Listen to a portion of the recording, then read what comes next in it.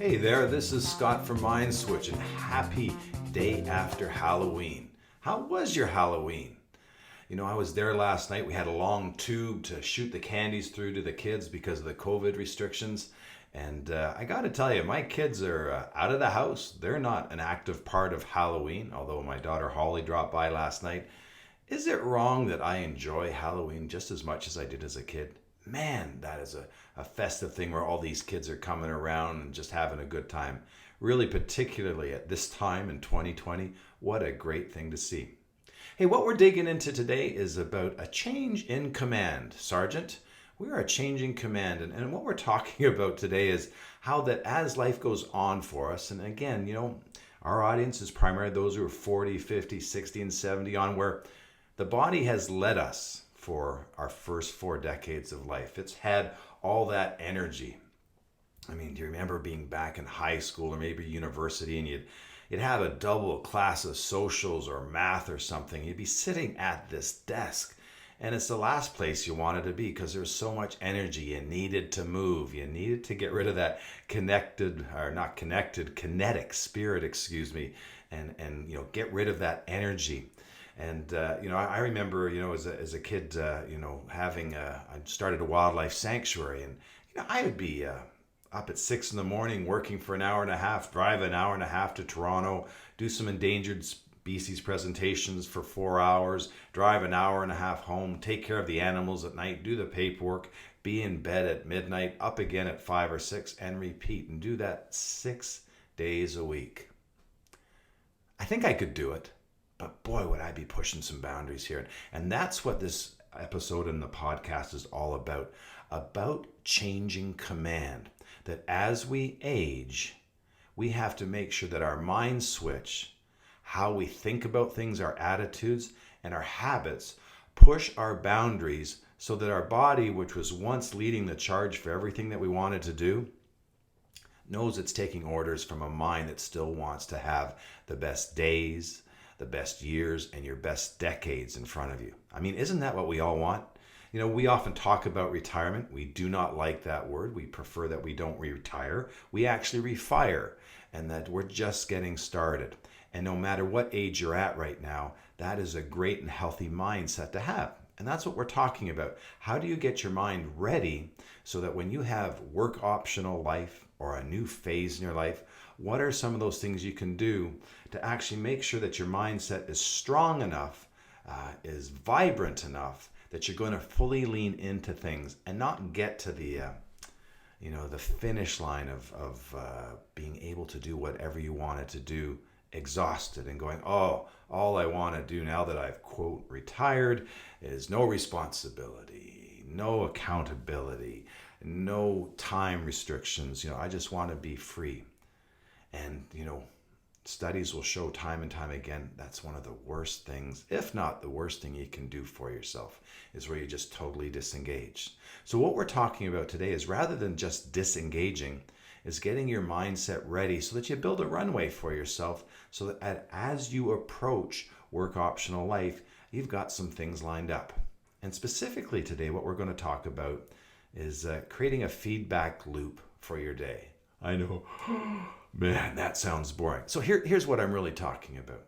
I'm talking about if you've got an ambition in life, you've got this great travel trip you want to do, you want to write a book, maybe you've got some career aspirations, or maybe you're realizing, it's time to stop taking care just of yourself and reach to the outside community and reach out and contribute back to a lot of the things that we've already been, benefiting from over our decades of life so far. Whatever your perspective is, time and time again, and I work a lot with people who own businesses, run businesses, and so this applies to them as well, is those who own their mornings, own the day, and generally speaking, own their lives.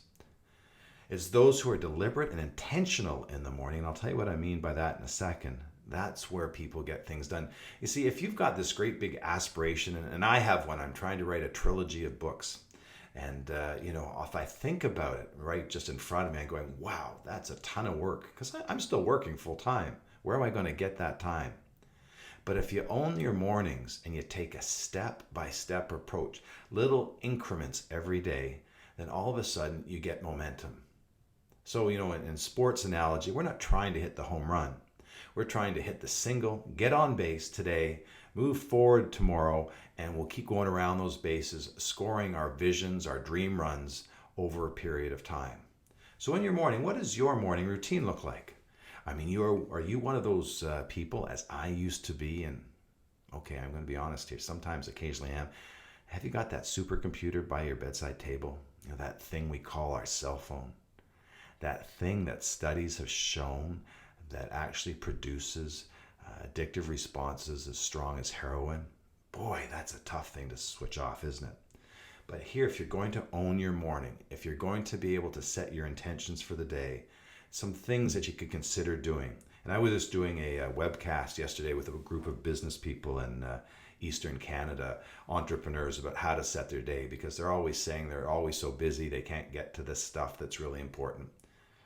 So what you should be doing when you get out of bed is not looking at your cell phone. So first of all, get rid of the cell phone. It should not be within arm's reach of your bed. Okay? If you're saying you're using it for your alarm, put it on the other side of the room so that you have to get up. But what your cell phone really is the world's to-do list for you. And during your night, a beautiful thing happens. That your brain's neurochemicals basically give your RAM memory, your conscious thoughts, a wash. They clean everything out so that all that clutter that you took from the previous day is gone. And the last thing you want to do is fill it up with a bunch of, honestly, junk and crap to start your day. You see, being busy in 2020, no problem. Everybody can do that, okay? Being busy with the things that are actually going to move you towards your visions and help you see the visions in the first place, that's the trick. That's the secret sauce. So when you get up, no cell phone, okay? Don't have it there. What I would suggest you do is find a nice relaxing chair. Try to cordon yourself off and answer a couple questions for yourself. And here's some questions that I answer every day that really help me. First of all, I like to come from a place of gratitude. And what I do with that is I go, who today can I actually reach out to and sort of say, hey, I really appreciate you, or thank you, or I keep bees, so we have honey here, and people love the honey. And I'll just often top up a jar and I'll drop it off at somebody's house just to say thanks for something. So whom can you express gratitude to? Now, it's not a completely altruistic endeavor. I'll be the first to admit. I feel great when I get an email back or a phone call back saying, hey, really appreciated you doing that. It sort of gives me a tonic for the day. So number one is gratitude. Number two is, what can you do today to stretch your boundaries of your comfort zone? Where you learn something a little bit, you lean into it, you get a little bit out of that zone of things that you know. Because that produces new pathways in your brain, new learning, and new fulfillment. And I can tell you, setting up this Mindswitch Academy online with all the online courses and technology, those types of things, wow. I have wanted to walk away from my computer screen. Well, actually, I've wanted to chuck my computer screen more times than I can tell you. But it's causing me to stay with it, to learn. And at the end of each day, I may not have learned everything that I want, but I've taken steps forward. So question number two is, what can you lean into today?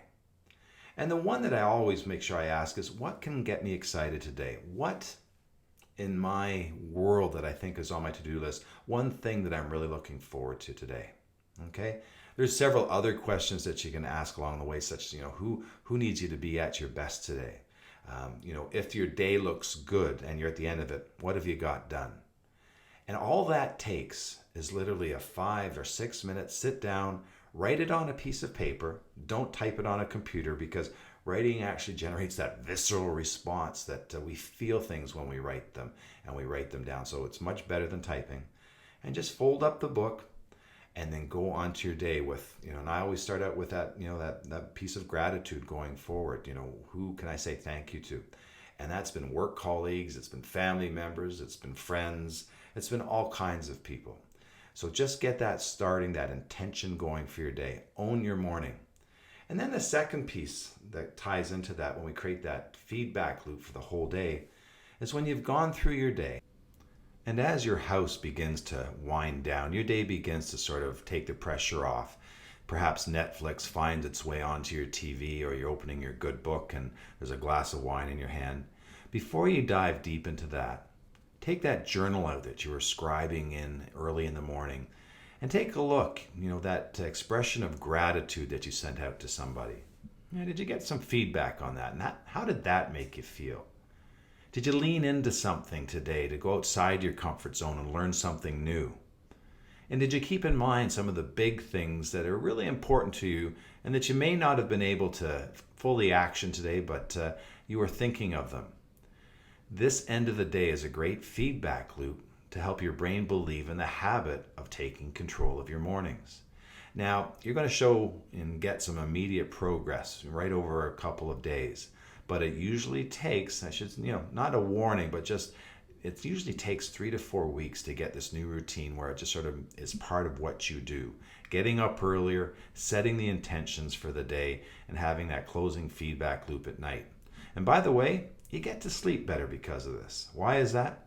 Because if there's something gnawing at your craw, you just had something in the day that didn't have completion the way you would like it, you get a chance to journal about it. And when you journal about it, just writing it down, like, I had trouble with this software program or this client, it forgives your brain. It doesn't have to remember that piece of information because you've put it elsewhere. So it helps relax that whole setup as you finally say goodbye to the day. Owning the mornings and evenings, a great way to take incremental steps to move towards your best days, your best years, and your best decades.